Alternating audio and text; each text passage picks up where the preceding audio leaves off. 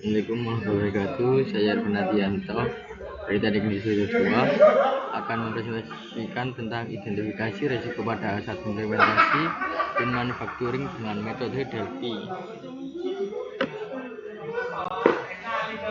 Permasalahan pada jurnal ini yakni penelitian tantangan dan risiko yang timbul yang saat mengimplementasi konsep Lean Manufacturing. Meskipun konsep yang bisa diterapkan di industri otomotif seperti Toyota, implementasinya pada industri lain seperti industri aerospace di Indonesia menjadi fokus penelitian ini misalnya adalah menerapkan Lean Manufacturing sejak tahun 2012. Namun, penerapan masih berupa project dan menghadapi hambatan hal-hal yang dapat menyebabkan dalam penelitian sebagai potensi risiko. Oleh karena itu, penting untuk melakukan identifikasi risiko secara komprehensif sebagai tahapan awal dalam manajemen risiko. Untuk memperkuat hasil identifikasi risiko yang didapatkan melalui wawancara dan brainstorming dengan menggunakan metode Delphi untuk mencapai konsensus mengenai daftar potensi risiko yang paling relevan. Metode Delphi yakni proses berkelompok yang digunakan untuk melakukan survei dan mengumpulkan pendapat pada ahli dalam bidang tertentu. Untuk prosedur identifikasinya risiko pada metode Delphi tidak harus membentuk tim pemasaran atau tim monitor yang memahami dan mendalam persoalannya akan sejak resolusi keputusannya. Terus kita harus memilih dan menyeleksi calon partisipan atau narasumber. Terus ada pemberian informasi kepada responden tentang maksud dan tujuan jawabannya survei metode Delphi. Terus ada penyebarluasan kuesioner kepada responden. Ada pemasaran sistemasi dan struktur jawaban responden.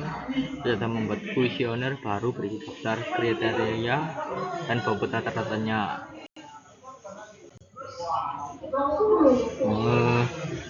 Metode Delphi di sini ada 3 kali putaran, yakni putaran pertama dimulai dengan pertanyaan terbuka kepada 10 responden expert. Putaran ini menghasilkan 17 potensi risiko awal. Untuk putaran kedua, putaran ini menghasilkan 2 tambahan potensi risiko dan beberapa poin risiko yang masih menunjukkan keraguan, sehingga memerlukan penilaian ulang setelah perubahan pernyataan. Untuk putaran ketiga yakni dilakukan penilaian akhir terhadap total 19 potensi risiko. Kondisi tercapai bukan oleh konvergensi terhadap statistik antara putaran 2 dan 3. Dapatkan rata-rata telah mencapai nilai 4, setuju.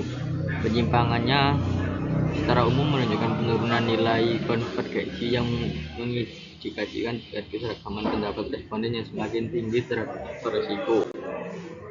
Hasil metode Delphi tadi ada 18 risiko, yakni ada kurangnya konsistensi, ada kurangnya dukungan, action plan tidak diberikan tepat waktu, kurangnya pengetahuan, anggota tim kurang termotivasi, anggota tim kurang berperan, anggota tim kurang disiplin, kurangnya komunikasi, karyawan kurang dapat merasakan dampak dari aktivitas Lean, karyawan kurang mendapatkan apresiasi, rencana improvement belum terpetakan, pencarian data masih manual, tidak terpenuhi objektif, kurangnya ketersediaan data.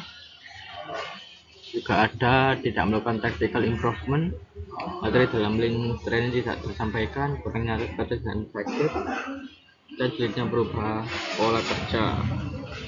Ini adalah 18 risiko yang dihasilkan metode dari permasalahan di atas pada aerospace. Terima kasih presentasi saya pada kali ini. Sekian dan terima kasih.